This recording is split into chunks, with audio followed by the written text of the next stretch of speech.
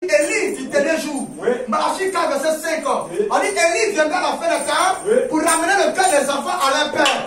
Élie, quand il vient, il donne un message de restauration afin qu'est-ce que les pélos pères apostoliques ont prêché, les apôtres ont prêché la guérison, ils ont prêché la résurrection, ils ont prêché le miracle, ils ont tout prêché. Alors si nous sommes restaurés, nous devons voir ce signe parmi nous maintenant. On doit voir la vision parmi nous. On doit voir le signe parmi nous. Toutes ces choses doivent se manifester parmi nous. Parce que c'est le message d'Élie. Le message d'Élie, c'est un message de restauration. Que le Seigneur vous bénisse. Que la paix du Seigneur soit avec vous. Amen. Et la Bible déclare que Élie a accusé Job. Lui, il est venu accuser Job d'avoir accusé qui? Dieu. Lui, Élie a accusé Job d'avoir accusé qui? Dieu. Aujourd'hui, je vous accuse aussi. Parce que vous plaignez trop. Amen. Aujourd'hui, il n'a pas eu de travail. Il commence à murmurer. Il est à l'église. Vous dites ça va pas dans ma vie. Vous murmurez contre Dieu. On se plaint trop. Non, je suis là pour dire à quelqu'un ce matin. Je t'accuse d'avoir murmuré dans ton cœur. Nous vous accusons d'avoir murmuré contre la parole. Après avoir entendu le message de restauration, pourquoi encore se murmurer? Afin que tu sors de cette atmosphère céleste, on a vu la vision des bâtiments. Nous sommes en train de voir la mission de Élie. Nous sommes là pour dire que la mission de Élie, c'est vous reconnecter à Dieu. Reconnecter à Dieu. Quelqu'un est déconnecté par les églises. Les églises où il est déconnecté. Mais là, le message de Élie est là pour vous restaurer. Afin que vous sentez dans le canal de Dieu. Que le Seigneur nous bénisse. Amen. Amen. Quand le message d'Élie a été apporté, il y avait un homme humble, un homme intègre. Un homme humble s'appelait Job. Il a dit, je tiens même au message d'Élie. Alors qu'il y a combien de personnes qui ont le cœur humble. Madame dit que la seule manière de monter, il dit c'est de descendre. Il descend, c'est de monter. Si vous êtes des personnes grandes, vous descendez. Soyez humble. Dieu va vous élever. Si vous élevez, Dieu va vous rabaisser. Que le Seigneur vous bénisse. Amen. Que la paix du Seigneur soit avec vous. Le monde est souillé. Mais le message de restauration, le message d'Élie qui va apporter la restauration dans l'église maintenant. Regarde aujourd'hui dans nos frères et sœurs, comment quelqu'un qui va à l'église, un homme qui va à l'église, il a un pantalon pété. Le pasteur, quand il voit ça, il ne peut pas dire. La restauration n'est pas faite dans cette église. Mais après, il te dit, mes enfants, si moi je te dis la vérité, tu ne vas plus mettre tes pieds à l'église. Donc je suis obligé de camoufler la vérité. Je suis obligé de cacher la vérité. Oh frère, je préfère te dire la vérité que toi tu sois sauvé. Amen.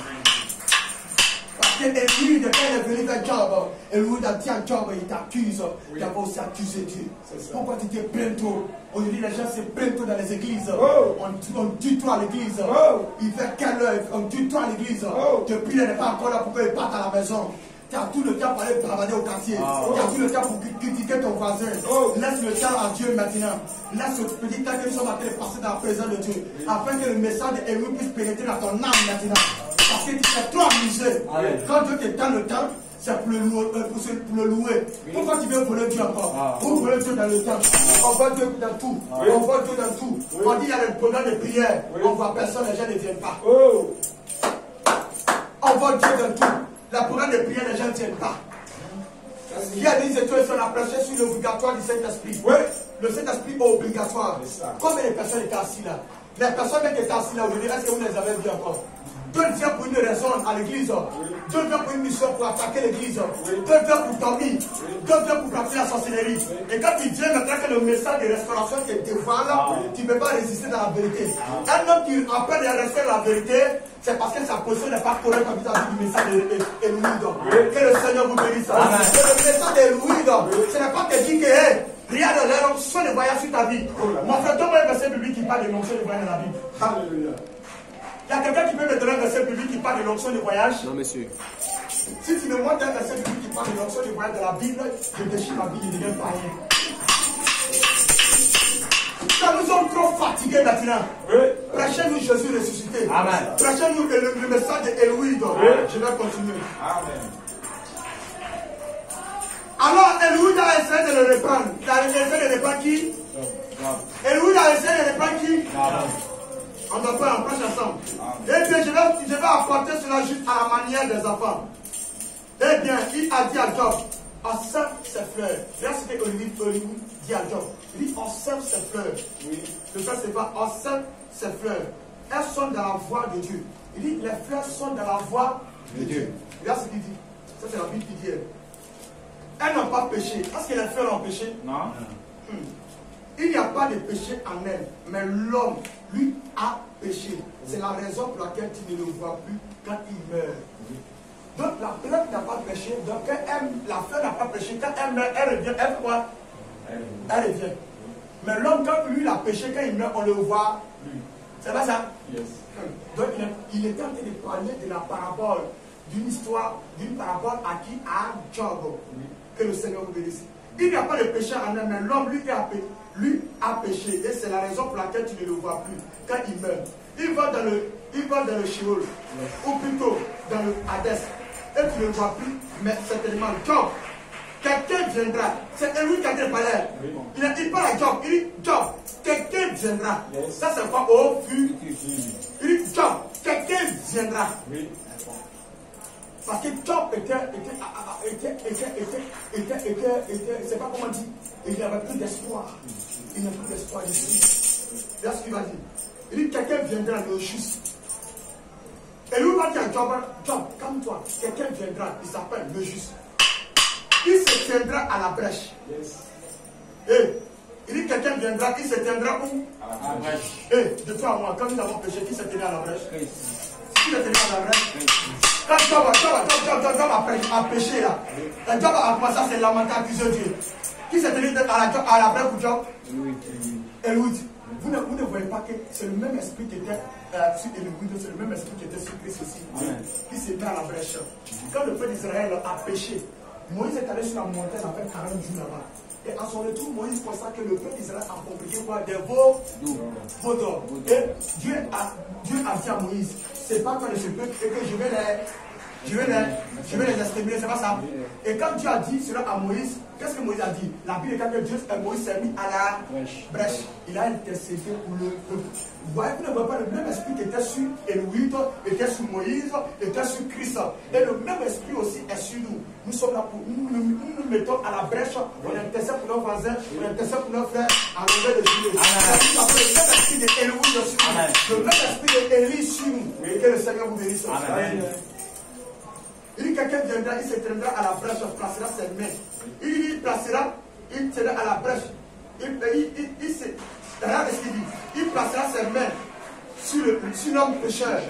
Il dit, quelqu'un se tiendra à la brèche, il placera sa main sur l'homme pécheur et sur Dieu. C'est-à-dire, lui il se met au milieu. Il se met sa main sur Job et Dieu. C'est-à-dire qu'il se tient dans un pont. Et puis Job passe sur le pont pour être reconnecté à qui? Amen. Et un Dieu saint, il fera le pont et se tiendra à la place de l'homme et intercédera pour lui. Mais l'homme se relèvera. Et alors Job étant un prophète, entra en esprit. Et quand Eliud a commencé à causer avec Job est rentré en esprit, il a entendu, la Bible dit qu'il a entendu des grondements de tonnerre. Amen. Il a entendu le grondement de tonnerre. Et Job a repris la force. Alors ce matin, il demande à ce que vous reprenez la force. Amen. Reprenez la force. Amen. Reprenez la marche. Amen. Si Satan veut vos vies de prière, vos vies de méditation, reprenez la marche. Quand nous avons reçu le message de Eliud, alors quand lorsque Job a entendu cela, il a entendu quoi? Job a entendu quoi? Le message de qui? Eliud. Il a entendu cela, il se tient debout. Oh là là, les éclairs jaillissent, les tonnerres bondaient. Qu'est-ce que c'était? Le prophète revint dans le canal de Dieu. Donc quand Job a entendu le message de Eliud, il est revenu maintenant, il s'est tenu sur les deux pieds, il est revenu dans le canal de Dieu. Yes. Oh là, ses yeux s'ouvrent, il dit, je sais que mon Rédempteur est vivant. Amen. Alors, je sais que mon Rédempteur est vivant. Je sais que mon Rédempteur est Je vivant. sais que mon Rédempteur est vivant. Je sais que mon Rédempteur est C'est vivant. fini pour le péché. C'est fini pour la maladie. C'est fini pour la sorcellerie. C'est fini pour ces choses. Parce que j'ai reçu le message de restauration. Le message de Élie. Que le Seigneur vous bénisse. Amen.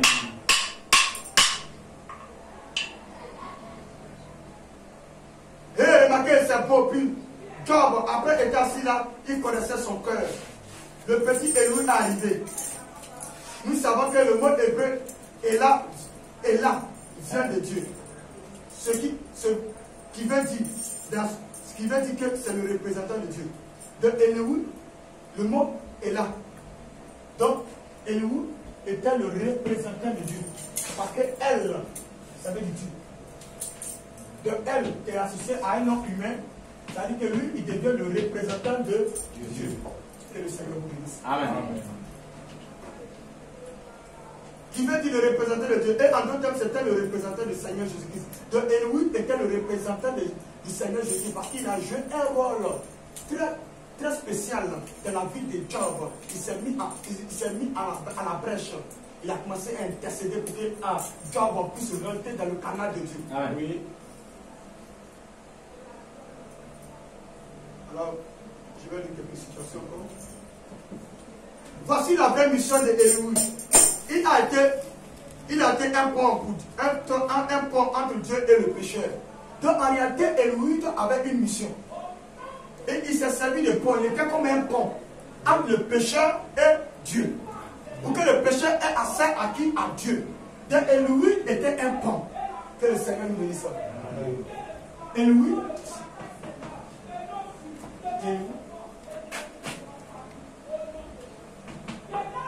était un pont. Élie était un pont. Alors chacun d'entre vous, vous êtes des ponts. Le frère Vers était un pont. Au travail, il était un pont. C'était un Élie au travail. Le frère aussi était un pont. Parce que de toi, quelqu'un peut te reconnecter à Dieu. Donc tu deviens un Élie. Tu as le message de restauration en toi. Donc aujourd'hui, si tu sors arrivé au travail, même dans ton quartier, tu peux aller dire à tes voisins que tu as le message de restauration. S'il y a des gens qui sont affaiblis dans ton quartier, tu peux leur présenter le message de restauration ce matin. Parce que tu es en train d'avaler le petit livre qui restaure. Parce que Élie avait le petit livre avec lui. Donc quand il est arrivé auprès de Job, il a déroulé le petit livre. Et Job a vu son nom dans le livre, il a commencé à reprendre force. Donc nous avons aussi avalé le petit livre. Tu vois, Apocalypse 10, verset 1 à 7. Le petit livre qui était dans la main de l'ange puissant qui descendait, et puis il a donné le petit livre à l'église. Donc le petit livre qui était fermé auparavant, dans Apocalypse 5, maintenant dans Apocalypse 10, on voit le petit livre qui est ouvert. Alors que le petit livre est ouvert maintenant, c'est ce petit livre maintenant qui donne maintenant la restauration. Au moment de la venue de le petit livre, il y avait un messager qui était sur la terre qui s'appelait William Branham. Lui prend le petit livre, le message de restauration.